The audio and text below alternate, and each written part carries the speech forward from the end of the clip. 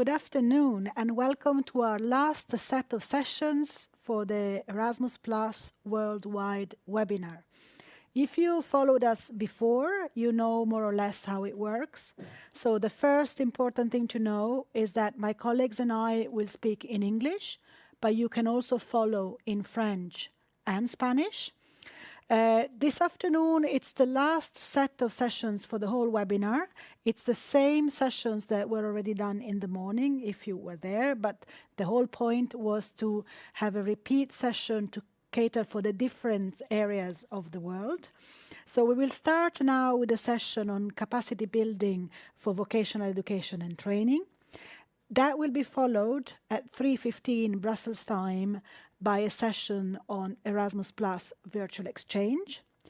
Then at 4 o'clock, a session on capacity building projects in youth. And finally, an overall wrap-up where we will give you also some practical informations on how to find more informations, etc. All these sessions have the same setup, so we will do a general presentation, which will be followed by a Q&A session. And here is where I invite you to join us on slido.com.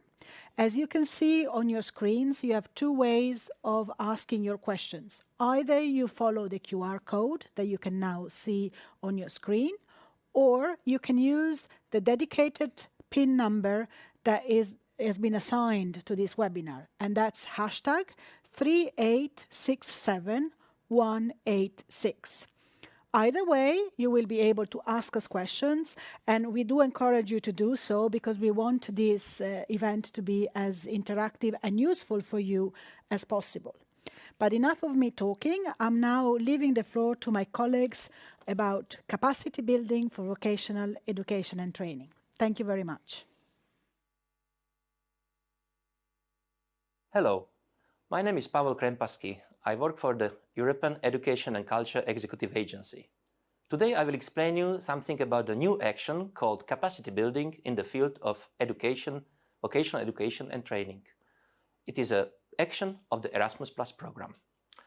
It's not the only action. There are also other actions focusing on capacity building, like for higher education, youth and sports. So we can say CBVET, I will use this abbreviation, is a part of bigger family. So let's have a look what is the main aim of this action. This action is based on international projects where you can find cooperation of countries from 3 regions. There could be EU member states, third countries associated to the program, and third countries not associated to the program. And thanks to CBVET projects, the VET institutions and VET systems of third countries not associated to the program, they are becoming more relevant, accessible, and they are capable better to react on the needs of the labor market. Maybe this sounds a little bit theoretical and too broad, so let's have a look more concretely what kind of objectives has these actions, what kind of objectives the projects will follow. In general, these projects will try to put together and to improve the cooperation of VET systems, VET providers, and the labor market on the other hand. They can adapt also VET profiles, qualifications, in order to better react to national, regional, or local strategies. Of course, as the title said, capacity building, one of the objectives is to support capacity of VET providers in different fields. It could be management, governance, inclusion, quality assurance, innovation, or in general, internationalization. As you can imagine, the key players in the VET systems are teachers, managers of VET institutions. Therefore, one of the objectives is to improve their skills. It could be professional skills, technical skills, or pedagogical skills. Last but not least, 2 other objectives can be focused on the promotion and development of VET programs, modules, curricula, but on the other hand, in general, it could be focused also on cooperation of countries coming from different regions. So now we know your project has already some objective. We can say it's not sufficient. Each project has to select at least one thematic area. As you can see on the screen, the examples of thematic areas are broad and we can say it relevant for all over the world. So your project can be focused on, for example, development of skills of teachers, quality assurance mechanism, work-based learning, key competencies, including entrepreneurship, or green and digital skills. In addition, you can choose also another theme, but please don't forget, it must be relevant for the overall objectives of the action. Now we know what are your objectives, what kind of theme your project will be focused on, and now your job with your partners is to define the activities that will help you to achieve these objectives. Please don't forget that the overall and all activities should contribute principally to improvement of VET system and VET providers in third countries not associated to the program. What could be the activities? You can, for example, create a network between VET providers. You can develop tools and programs and training materials. You can create mechanisms how to involve private sector companies into the VET systems. You can develop and test pedagogical approaches, methods, materials. Last but not least, it's also possible to organize mobility of staff, teachers or trainers, or VET learners. As I already said, CB VET Action is a part of the Erasmus Plus program.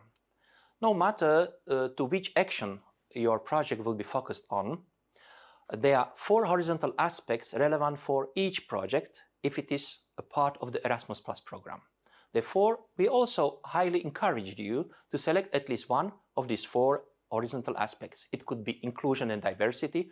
It means involvement of disadvantaged groups to VET system and VET education. Environmental sustainability, one of the big present issues is climate change. Digital dimension, so it means how to involve digital technologies in VET education. And common values of the European Union, for example, democracy, civic engagement, active citizenship. I can imagine many people are watching this event and they are coming from all over the world. So it's important to mention which regions of the world are covered by CB VET Action. As you can see, there are 6 regions: Western Balkans, Neighborhood East, South Mediterranean countries, Sub-Saharan Africa, Latin America, and Caribbean. In some cases, the region is covering 5-6 countries. In other cases, it is maybe 30-40 countries. So no matter which region you select or from which region your partners are coming from, you need to be aware when preparing your project, you have to focus on some priorities. There is a general overall priority. Please try to include in your project partners from poorest and least developed third countries not associated to the program. Except or in addition to this overall priority, please see also priorities for each region. For Latin America we support regional projects and involvement of partners coming from lower and middle income countries. So for Sub-Saharan Africa, also we support involvement of least developed countries and migration countries. And if you have a project with Western Balkan, please be aware mobility of VET teachers or students is a priority. Last but not least, if your project is covering so-called ETF countries, ETF stands for European Training Foundation, then focus your project on so-called Torino process. You will find more on internet. And in order to finalize this big picture about the action, maybe I should say something about financial issues. Each of these regions has so-called regional budget envelope. Sometimes the envelope is few thousand of euro. In other case, it could be 7 or 8 million euro. So please check in the funding and tender opportunity portal what regional budget is focused on your region. In total, we distributed in the call 2022 roughly 26.5 million euro. We could distribute to selected projects. And in the next year, we could distribute to selected projects about 27 million euro. I can imagine and I hope that many of you would like to be involved in CB VET projects. So let's have a look what is ahead of you. In October and November, you could expect that on internet, the program guide will be published. This program guide will give you details about all actions, including CB VET. Usually in November, December, we organize info session. It's a half day where we provide you with the information what is important if you wish to submit an application.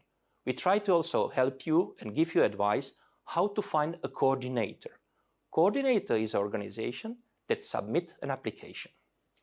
The deadline for submission of projects is usually in February or March. Afterwards, we have 6 months to evaluate the project. And if your project is successful, you have 9 months after the deadline, you can start to implement your project. I already mentioned that in a project you have first most important role, it's a coordinator.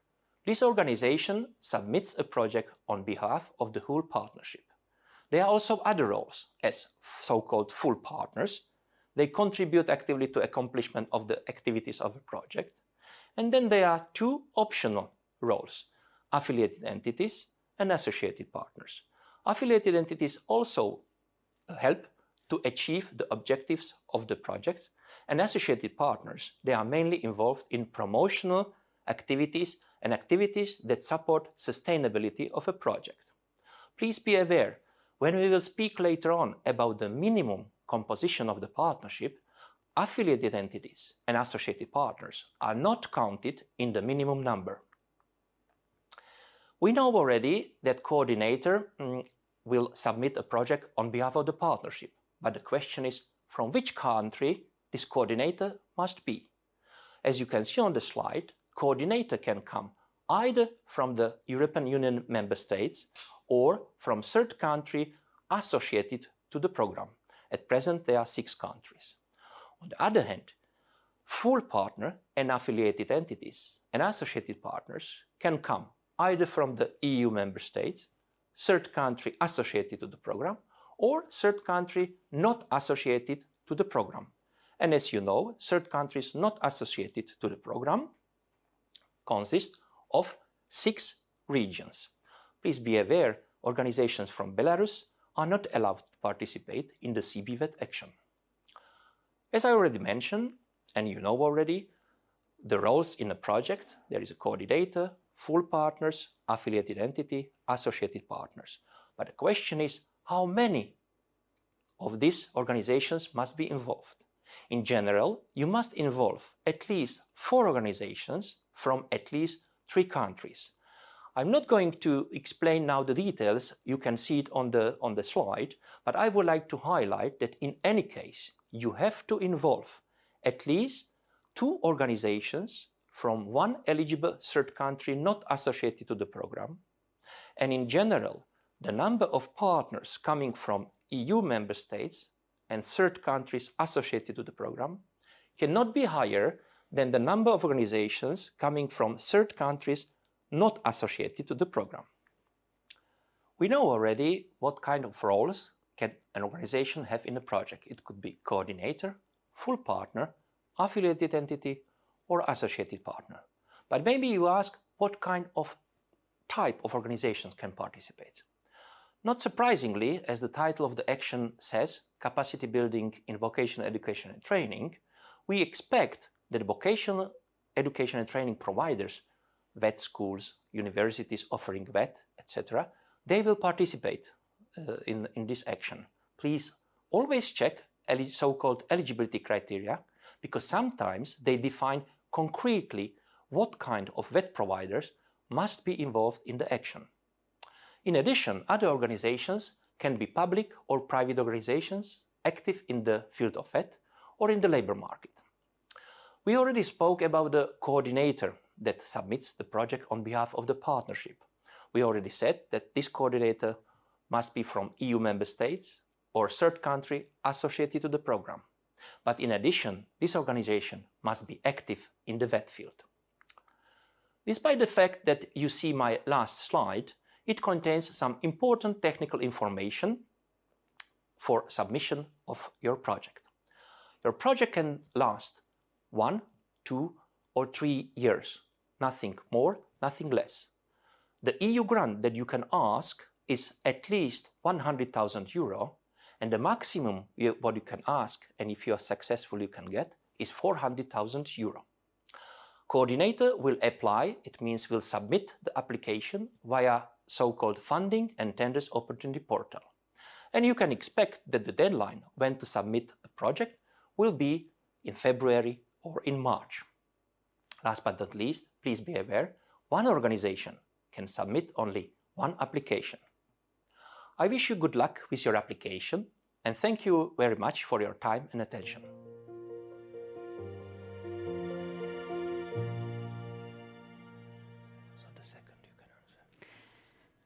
Thank you very much, Pavel. So I'm now joined here by my colleagues Pavel and Silvia, who will answer all your questions. I can already see that we are starting to receive some, so I'll leave you the floor.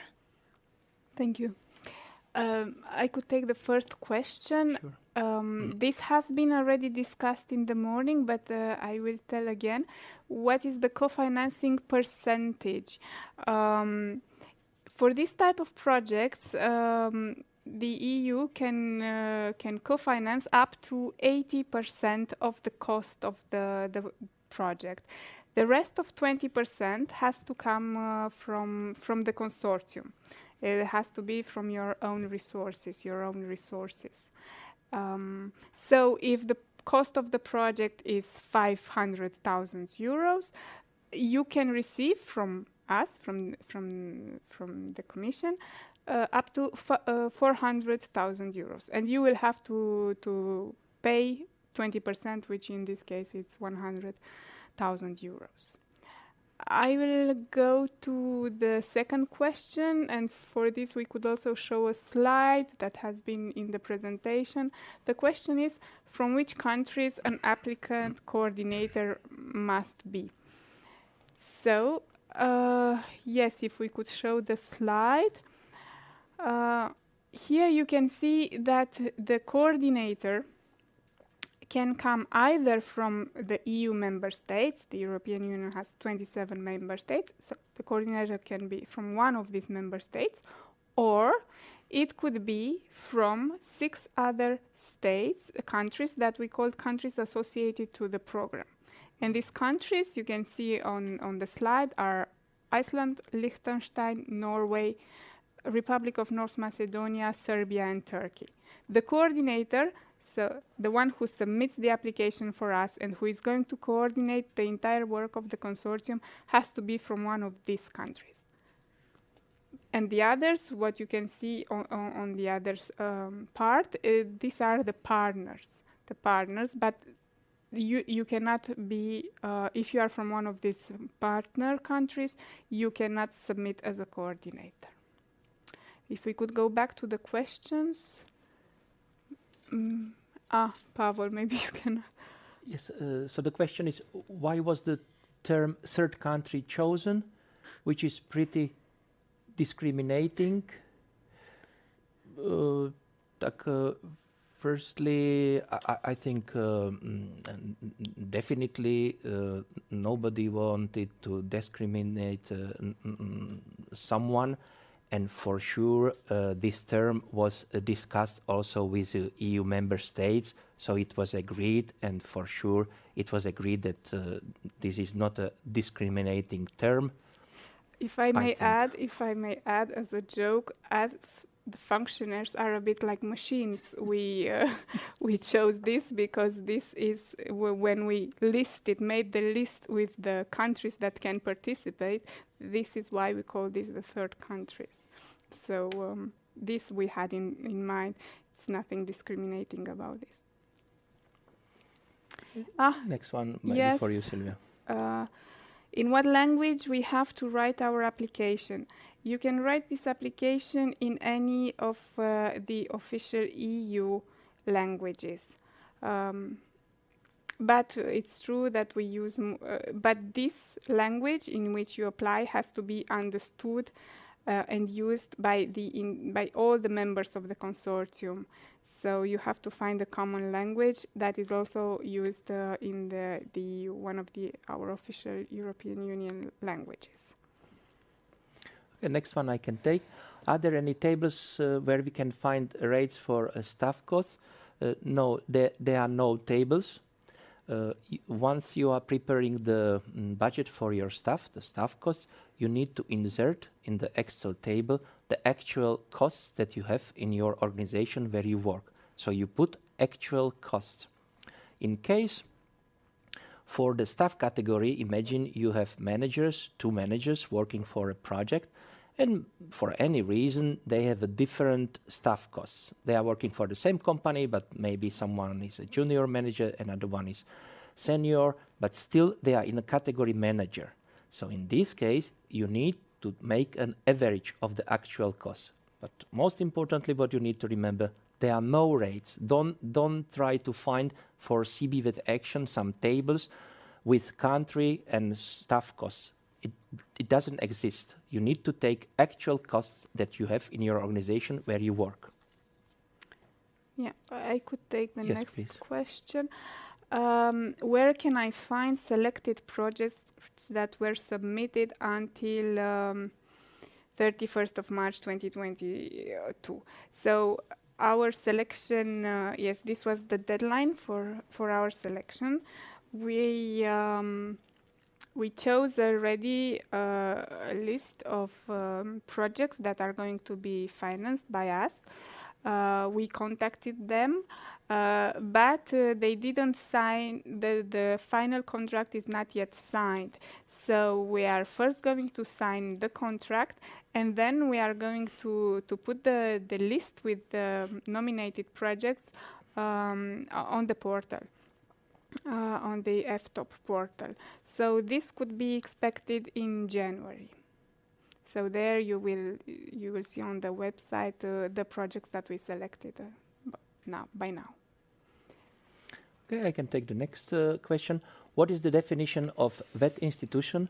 Could it be a non-profit organization which is mainly for networking but also provide e-learning platform? So in general, in the next weeks, the program guide will be published. And at the end of this program guide, there is a section called glossary. And there is also a specific 1 or 2 sites with terms specifically for vocational education and training. So please make a reference to these pages in the program guide. If you cannot find, of course, not all terms could be there. If you cannot find definition, and if I remember well, last year in the program guide, VET institution was not defined, but there is a reference. If you cannot find the word you are searching for in the glossary in the program guide, you go, and there is a link in the program guide, to the CEDEFOP terminology glossary. CEDEFOP is an organization based in Thessaloniki. It's a European organization dealing with vocational education and training. So please go there, and you will find also definition of VET provider. I could take the next one. Yes. Can you give a recommendation what to pay attention when writing the application? What can be difficult? Actually, as mentioned in the morning, we are planning to have another online event in December, on 7th of December, in which we are going to describe again CBVET, and we are going to speak about the submission process, the budget, how you can apply, what you need to take into consideration when you apply, what can be difficult. And different colleagues from the European Commission will also present the policy context. So we invite you all to watch online on 7th of December. You don't need to register for this event. The information will be published on our website. In case you cannot participate in the live event, you can always watch it afterwards because it's going to be recorded. Yeah. If I may add only, please start to prepare your project tomorrow if you are interested in submission of CBVET action, because there will be not too much time left. And please pay attention also to eligibility criteria. Please check very carefully if you have a sufficient number of countries, correct countries that are eligible, sufficient number of partners.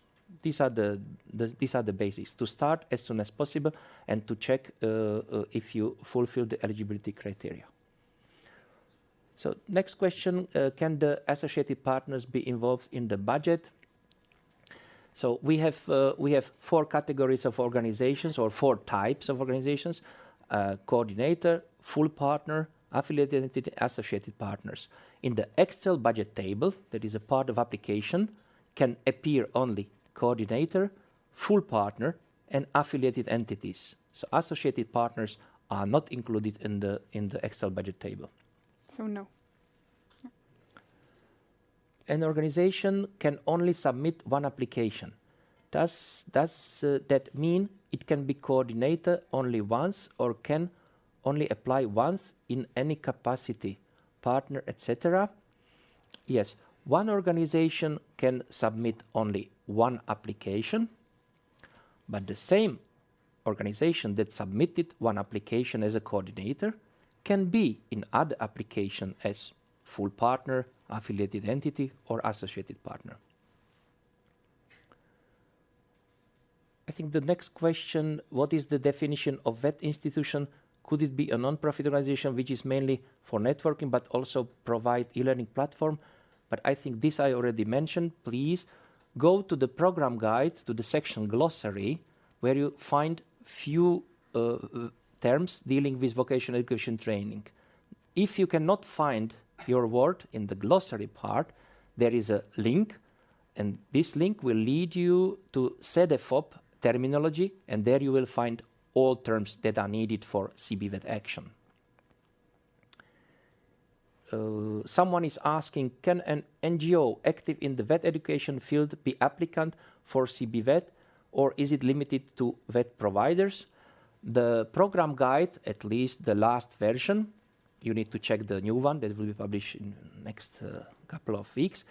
The coordinator must be active in the VET field, in the field of vocational education and training. So this is the definition. There are no other specificities or requirements. The organization must be active in the VET field. So also including non-government organizations. Yeah. Next question, please. Yes, I can answer. Where can I find selected projects that were submitted until the last deadline? Well, currently, if you go to the FTOP portal, you can find general information about, under call updates, you can find general information about the calls. What you will find a list with the selected projects as of January, because as I said before, we have still to sign the contracts. We received 121 applications, and we selected 58. This is going to be listed in the portal in January.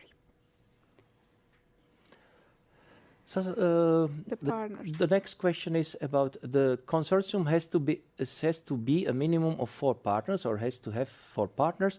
These partners have to come from any of the 6 regions. Are there countries outside of these regions excluded? I think, if possible, we can see the slide that is called "Who can apply and who can participate."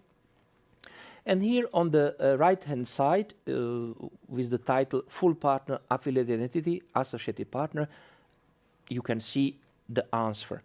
So the partners can come only either from EU member states, or from third countries associated to the program, or from 6 regions of eligible third countries not associated to the program.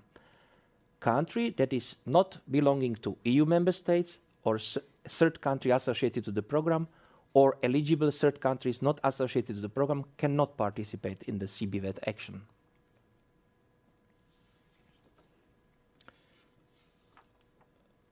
How many organizations from one country can be a partner, especially from non-associated countries? The program guide defines the minimum number of partners. The program guide didn't define the maximum.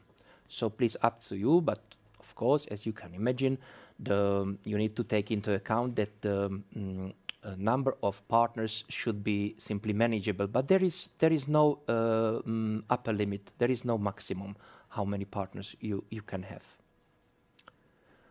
What were the main problems of projects that didn't pass the eligibility criteria?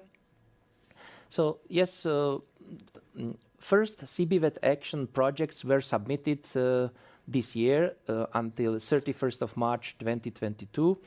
There were several problems of eligibility issues, but also admissibility issue. So admissibility criteria, they are dealing with a, we can say, technical side of the application.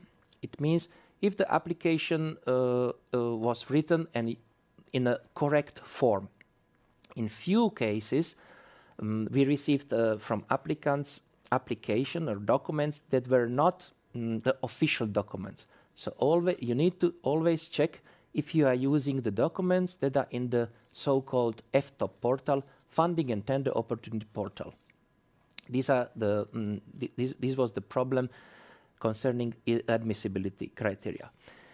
During the evaluation, we use also eligibility criteria. They will be defined in the program guide.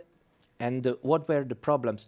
Some applications were submitted by organizations coming from third countries not associated to the program. So as you already know from the presentation and from our answers, this is not possible.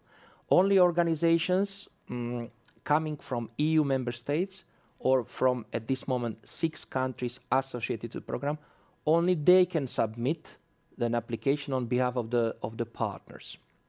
Another issue was there was not sufficient number of partners. It means you need to have at least 4 partners. On the slide you saw what are the alternatives, but in general you need to have at least 4 partners. There were projects with less than 4 partners. Another problem was they were involved, for example, 1 or 2 countries. This is not sufficient. You always need to have at least 3 countries. And what kind of countries? This you can see on the slide. In few cases, we received from one organization and the same organization more than one application that was dealing with different topics, different sectors, etc. This is not possible. One organization can submit as a coordinator only one application. And I think this, I try to summarize, these were the main issues of eligibility. How can I find an applicant coordinator from the EU member states or eligible third country associated to the Erasmus Plus program? This is, we can say, frequently asked questions. We received this question already last year. Therefore, you can find the answer already in the Funding and Tender Opportunity portal.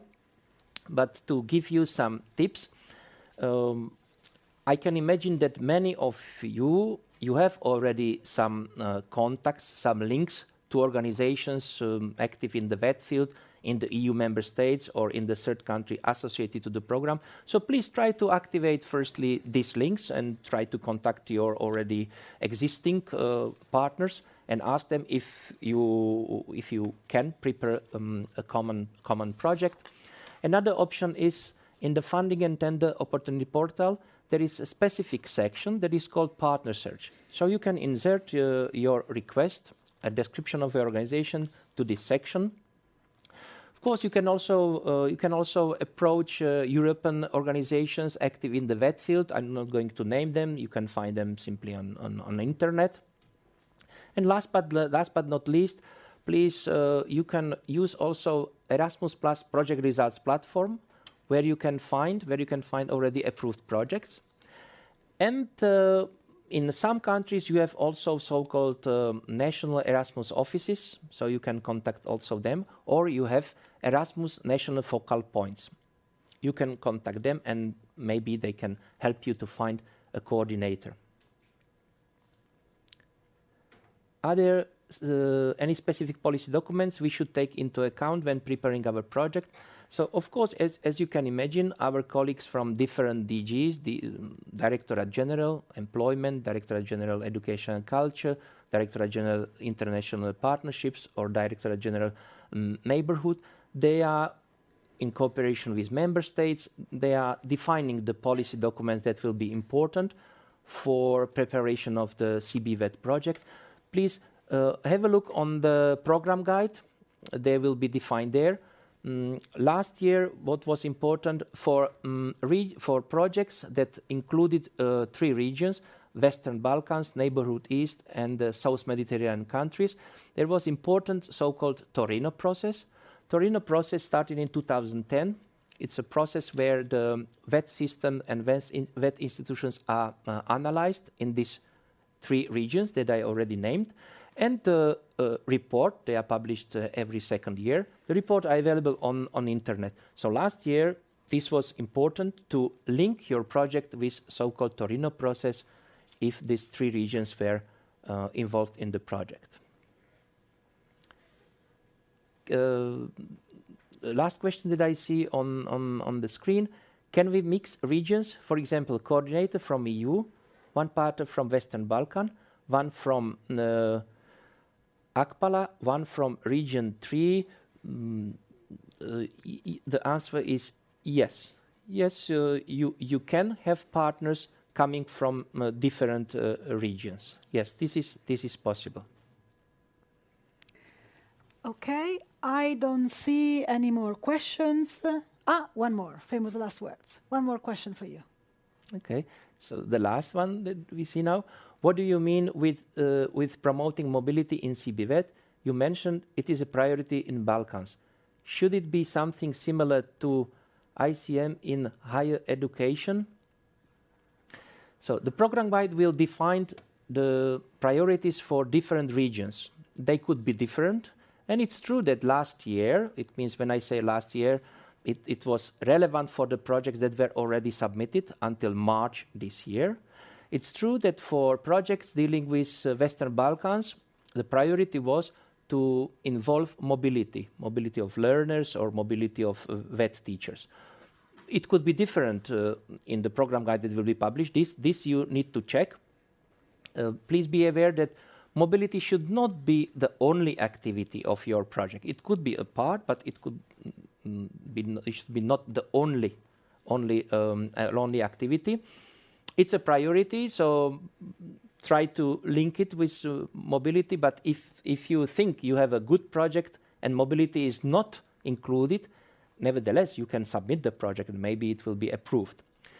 And then the sub-question, should it be something similar to ICM in higher education? We are not defining in CBVET actions details about the mobility. Simply, last year it was written, it's a mobility of VET learners and VET teachers. Thank you very much, Pavel. I think now it is really the end of the questions. You were very clear. So we are closing this section here now, and we will see you again very shortly at 3:15 Brussels time for the next session, which will be on Erasmus Plus Virtual Exchange. Thank you very much.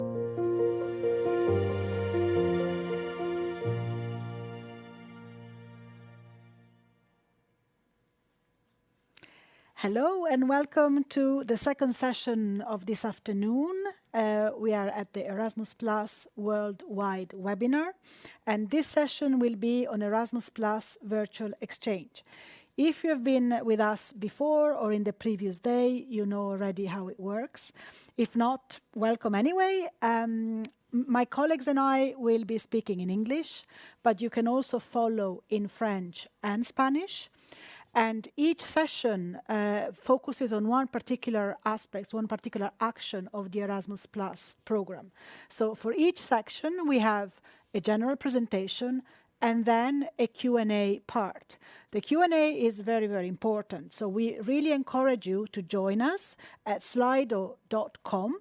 You will see now on your screens both a QR code that you can use to join this particular event and ask your questions, or the specific code that was assigned to this event, which is hashtag 3867186. Either way, just ask your questions, ask away. This is what it's all about. We want it to be as interactive as possible. But now I will immediately give the floor to my colleagues to talk about the Erasmus Plus virtual exchange. Thank you very much. Hello, welcome everybody. I'm Roland Farkas from the European Education and Culture Executive Agency, and I'm here today to give you a snapshot about one of our actions about virtual exchanges in higher education and youth. And let me start with one of the first important aspects, which is, of course, what are virtual exchanges? And actually, virtual exchanges are online people-to-people activities that promote intercultural dialogue and soft skills development. They make it possible for every young person to access high-quality international and cross-cultural education, while both formal and non-formal, without physical mobility, which is, of course, one of the most important aspects of this call. They take place normally in small groups and are always moderated by a trained facilitator. Virtual exchanges are also easily integrated in youth projects or higher education courses. And participants' organizations must actually reach out to people in the 13 to 30 age range. When it comes to the specific objectives of the call, let me highlight the 6 most important objectives, which you also will meet when you apply actually in the application forms, and you will be able to actually choose one or the other objectives of this call. And let me go through to the 6 objectives. The first one is encouraging intercultural dialogue with third countries not associated to the program. And actually, I already highlight this because this will be a term which you will hear a lot when it comes to the program, because it's another slide where I will come back to this aspect. The second objective of the call is promoting various types of virtual exchanges, allowing more young people to benefit from intercultural and international experience. The third one is to enhance critical thinking and media literacy, particularly, of course, when it comes to the use of internet and social media. The next one would be fostering the digital and soft skills development of students, young people, and youth workers. Then promoting citizenship and common values of freedom, tolerance, and non-discrimination through education. And lastly, the strengthening the youth dimension in the relations of the EU with third countries. When it comes to the activities and the expected outcomes, well, actually there is a wide variety of activities and topics possible, but all projects are expected to have a learning dimension and to report on it, of course. These are the 5 main activities for the virtual exchanges call. Is again something which you will see in the application form, and you will have to cross and choose one or the other.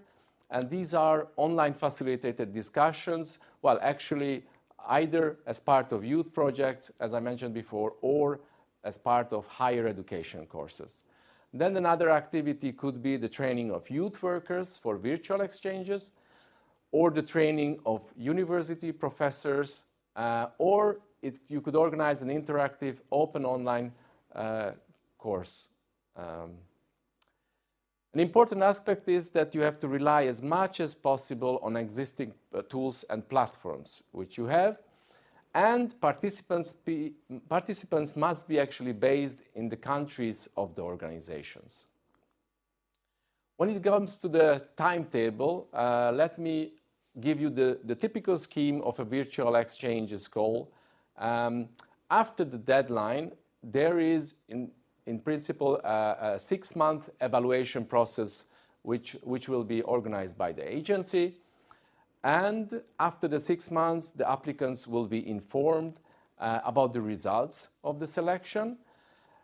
The months, 6 to 9 months, will be used actually to sign the grant agreements, and typically the first day of the 10 months would be the start of the project.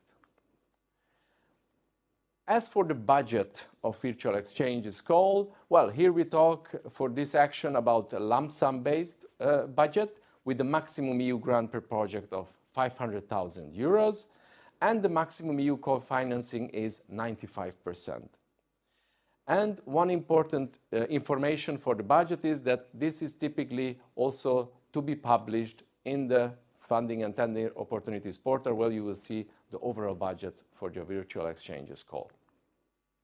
When it comes to the role of the participating organizations, typically we differentiate three types of organizations. You will have the coordinator, the full partners, and the associated partners. Not necessarily you will have associated partners. This is, of course, up to you. But when it comes to the coordinator, this is the organization which, of course, that submits the project proposal on behalf, actually, of all the partners. The full partners are participating organizations which contribute, actually, actively to the accomplishment of the virtual exchanges action, and they are also listed in the financial budget table. And as I mentioned, associated partners can also participate in the activities, but of budgetary reasons, they are not considered to be beneficiaries. And of course, hence, they do not have to charge any costs, and thereby also they are not included in the financial budget table. When it comes for the duration, well, actually, virtual exchanges projects last 3 years. So the projects normally should last 36 months, when actually no extension is granted.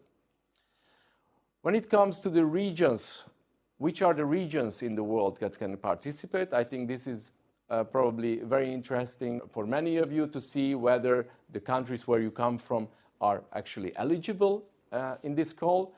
Here again, let me stress the categories which are used in the Erasmus Plus program. So coordinators can be actually EU member states and Erasmus Plus third countries associated to the program. And let me remind the 6 third countries associated to the program. These are Iceland, Norway, Liechtenstein, North Macedonia, Serbia, and Turkey. And again, these are the organizations from these countries that can be a coordinator. And when it comes to the third countries not associated to the program, 5 regions are eligible in the virtual exchanges call. And these are the Western Balkans, Neighborhood East, South Mediterranean countries, Russian Federation, and Sub-Saharan Africa.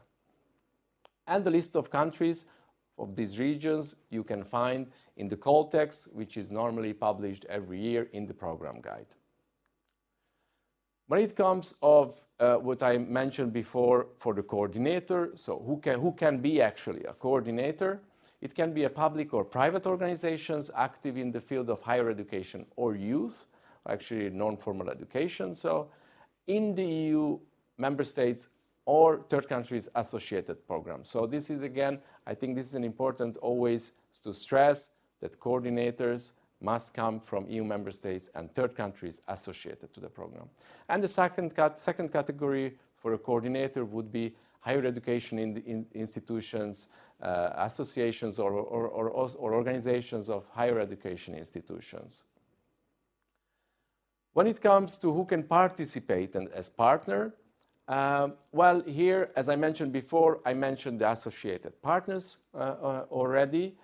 But when it comes to other partners and participating organizations in general, they can fall actually under different categories. But for example, of course, what I mentioned before, and which is also in the title of the call, youth organizations and higher education institutions, associations are typically the organization types, categories that are participating in the call, but it can also be other organizations, for example, vectors of change in the education systems, so university managers, international departments, deans, quality agency, or other types.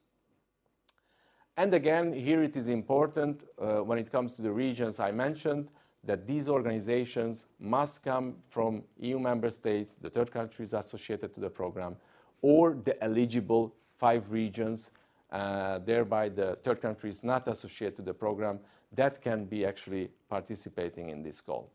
And other entities can also participate in the consortium and have different roles. And this is one of the examples I mentioned before.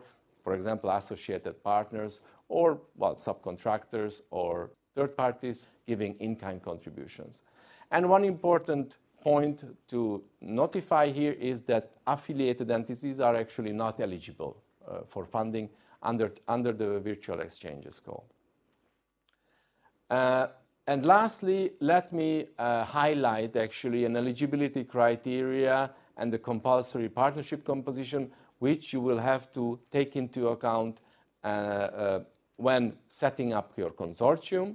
And this is a very important, which I think I can't stress enough, that you really read through and follow the guidelines, and especially these partnership compositions, because they are, well, in a way they are quite complex, but I think once you start to set up your consortium, you will easily see how to set up the consortium in the best way that your project would be considered eligible. So the minimum, what you have to have as a partnership composition is two organizations from EU member states and third countries associated to the program, and two organizations from third countries not associated to the program. So this is the first criteria when it comes to the composition. The second thing is the typology, that there has to be actually a minimum of two higher education institutions and or youth organizations from both categories, from both EU member states and third countries associated to the program, and from countries not associated to the program. And again, when it comes to the third countries not associated to the program, there has to be a minimum of two higher education institutions and or youth organizations. And when it comes to the number of the consortium and the number of organizations represented in the consortium, you have to take into account that the number of the organizations coming from EU member states and third countries associated to the program cannot be higher, actually, than the total of the organizations which are coming from third countries not associated to the program. So this is something which I really invite you to not to forget and take into account when you set up your consortium. So this was the last slide of my presentation. I really hope to see you in one of the projects selected under the virtual exchanges in higher education and youth call. And I thank you very much for your attention.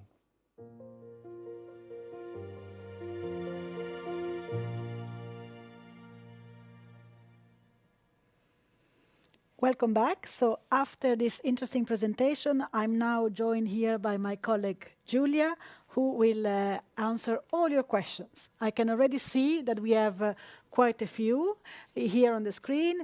So I'm going to ask you already the first one. Can the Ukrainian professional technical institution apply for participation? Yes, indeed. As you saw in the presentation, there are a number of regions that are considered for this call.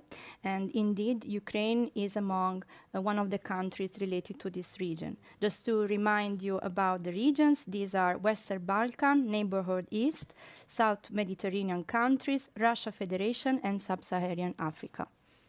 Thank you very much. So, question number 2. Can we only work with one other region?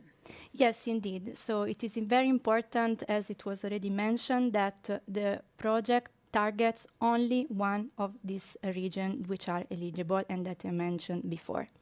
Okay. And do I have to include both higher education institutions and youth organizations in the project consortium?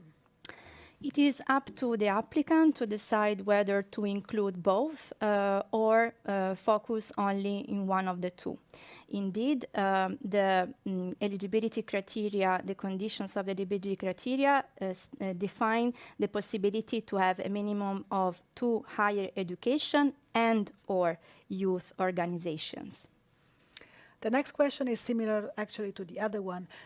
Can a virtual exchange project target 2 or more different eligible regions? No, as I already answered before, the project needs to target only one region. Okay. I'm guessing that's Latin American. So Latin American countries cannot apply then?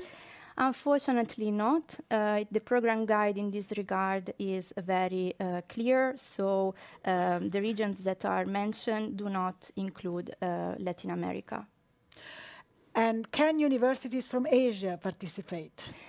Same as before, the regions that are included do not foresee the Asian countries, unfortunately. Of course, we can always see if it's in the next call there are any changes, but by and large, that has been the situation so far. And can affiliated entities participate in this call? No, affiliated entity cannot participate. Okay. And can the project include partners countries from EU member states and Serbia? As such, the project may have some eligibility concerns. So if we want to have a look once again, looking at the slide of the consortium composition, you have to have, the project has to have a minimum of 2 higher education and or youth organizations from 2 or more different EU member states and or third country associated to the program. And actually Serbia is one of these third countries associated to the program, together with Iceland, Norway, Liechtenstein, North Macedonia, and Turkey. Therefore, as such, the project would not comply with the second element of the consortium composition, which you can see on the slide, foresee the presence of a minimum of 2 higher education and or youth organizations from 2 or more third countries not associated to the program. Okay. Can we see the questions back? Thank you very much. So I would like to apply with a project with 24 months for virtual exchanges call. Is this possible? No, the eligibility criteria in this case foresees a project that has to have 36 months duration. So that would be too short. And one last question, it seems. Is there a maximum EU grant indicated for this call? Yes, the maximum EU grant is 500,000 euros, and the co-financing rate is up to 95%. Okay. We are an international youth organization. We are doing educational workshops internally with our members. If I understand right, we need 3 more organizations to fulfill the requirements? Yes, so the minimum number is of 4 organizations, with the composition related to the requirement of the countries and the type of organization as it was illustrated before. Okay, thank you very much. I don't see any other questions, so I think we were very, very efficient and clear. You answered all the questions. This means that we can close this session on Erasmus Plus virtual exchanges, and we will then see you back at 4 o'clock Brussels time for one last session on capacity building projects in youth. Thank you very much.